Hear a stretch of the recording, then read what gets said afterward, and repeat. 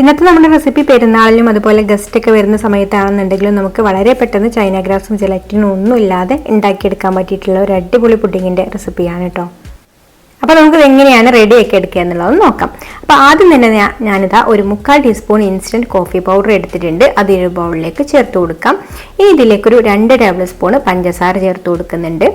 പിന്നെ നമുക്കിതിലേക്ക് 1 കപ്പ് നല്ല തിളച്ച വെള്ളം ഒഴിച്ചു കൊടുത്തിട്ട് ഒന്ന് മിക്സ് ചെയ്ത് കൊടുക്കാം. അപ്പോൾ ഇതാ നമ്മുടെ കോഫി ഇവിടെ റെഡി ആയിട്ടുണ്ട്. ഇനിയിപ്പോൾ നമുക്ക് ഇതിലേക്ക് വേണ്ടത് റസ്ക് ആണ്. ഞാനിവിടെ മിൽക്ക് റസ്ക് ആണ് കേട്ടോ എടുത്തിട്ടുള്ളത്. ഇനി കോഫി ഒന്ന് ചെറുതായിട്ട് ചൂടാറി വന്നതിന് ശേഷം ചെറിയൊരു ചൂട് വേണം. ആ ഒരു ചൂടോട് കൂടിയിട്ട് നമ്മൾ ഈ ഒരു റസ്ക് ഇതിൽ ഡിപ്പ് ചെയ്ത് കൊടുക്കുക. എന്നിട്ട് നമ്മൾ ഏത് ഡിഷിലാണോ പുഡിംഗ് സെറ്റ് ചെയ്യുന്നത് അതിലിതാ ഇതുപോലെ ഒന്ന് നിരത്തി വെച്ച് കൊടുക്കാം.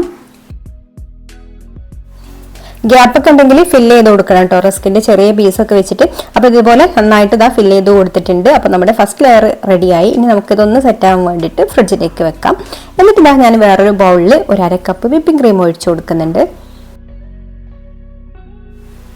എന്നിട്ട് ഇത് നന്നായിട്ടൊന്ന് ബീറ്റ് ചെയ്ത് കൊടുക്കാം. നന്നായിട്ടൊന്ന് ബീറ്റ് ചെയ്ത് നല്ല സ്റ്റിഫ് ആയിട്ട് വന്നാൽ നമുക്കിതിലേക്ക് ഒരു 1/2 ടീസ്പൂൺ ഇൻസ്റ്റന്റ് കോഫി പൗഡർ ചേർത്ത് കൊടുക്കാം.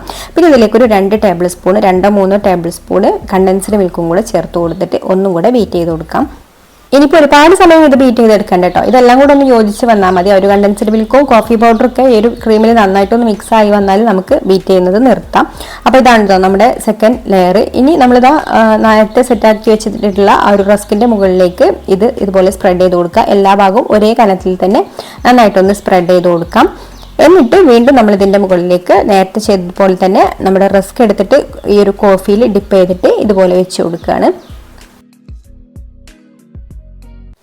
ആദ്യം ചെയ്തതുപോലെ തന്നെ ഗ്യാപ്പൊക്കെ റസ്കിന്റെ പീസൊക്കെ വെച്ചിട്ട് നന്നായിട്ടൊന്ന് ഫില്ല് ചെയ്ത് കൊടുക്കാം.